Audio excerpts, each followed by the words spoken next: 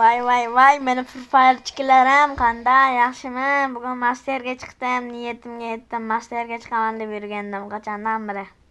Nihoyat bir marta masterga chiqdim.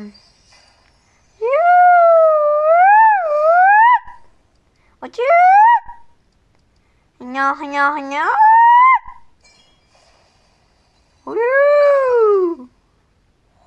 Ochib! Voy billat. Kalb ko'rdim o'zim.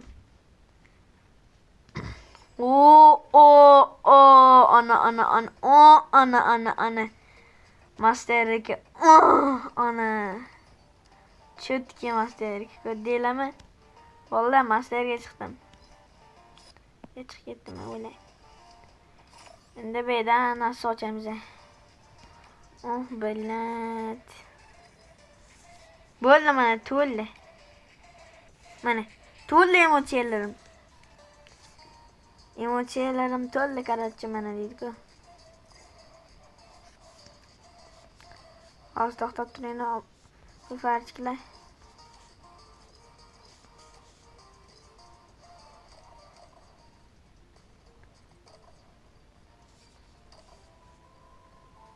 Mana yaxshi. Mana.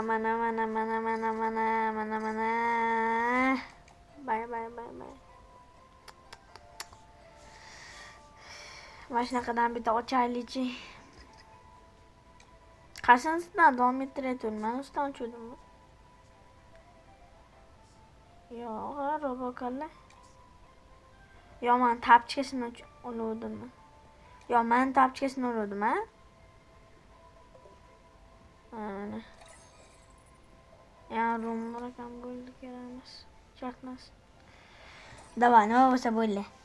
Ko'z yumdim. Nima tushdi bu falchkilar? Voy billa, bot narsa tushdi-ku. Nima? Hayır falchkilar.